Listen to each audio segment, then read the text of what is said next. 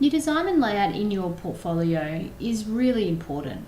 And if you neglect to plan this early on when creating your portfolio document, you're really going to come in have a lot of problems later on, two-thirds of the way through the development process of your project and your design, where things just aren't looking consistent, or you're having to go and change multiple pages because you haven't used a master system to start with. So in line with that, we want to make sure that we have consistency in our text and layout. So let's look at some text. I've decided that I'm going to have a tiered system worth of text that I want to apply throughout my portfolio. So with my text tool selected, I'm going to select an area which I'm going to have my main title. Under that, I'm going to have another box for my subtitle, if there is one,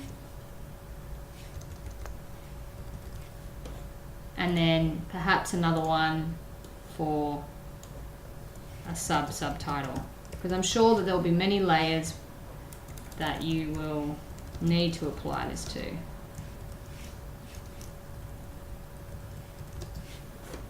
Okay, just making sure that we're always saving our document.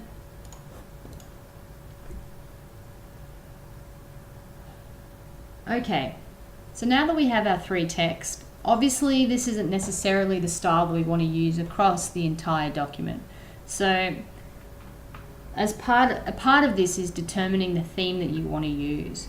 Now for my particular template here, I'm just going to choose something that's simple and is current and modern, and isn't necessarily associated with my project because I don't have a project to base it on. So I'm just going to choose a font that I know is quite current and has a decent style. So I've chosen Myriad Pro. So I'm in the characters box down here. If we want to expand that, that's probably a good idea, or expand that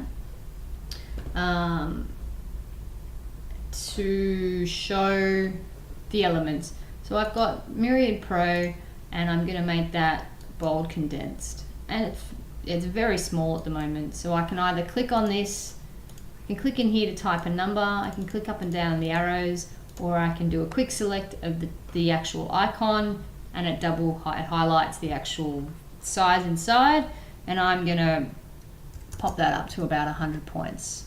So that's pretty big, but you're not always going to be using it. So there's my main title. Now with the actual text box, I'm just going to make sure that it's vertically neat. If you go any shorter than the size, it'll disappear. And then and I'm going to make sure that it's all the way to the edge of that space, because I just in case my title on a different page is longer. So actually let's make that bigger again. Oops. Okay. The subtitle, I'm going to select these both at the same time so I can apply them together, and I'm going to do Myriad Pro again. Just lost it. There it is at the top of my most recents, and yep, 12. Now I can select them individually, and I want that to be about 25, and I want the last one to be 12. I want the last one to be bold, so maybe semi-bold. That looks pretty good. And actually no, because yeah, that's okay. And then I want this one to be condensed.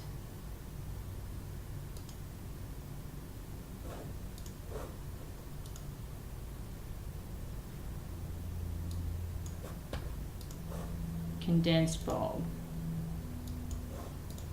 Okay, again, I'm just going to adjust that up. The other way to do that is if you double click on the actual node of the handle of the box, it'll automatically make it the appropriate size. So there's a bit of a quick tip.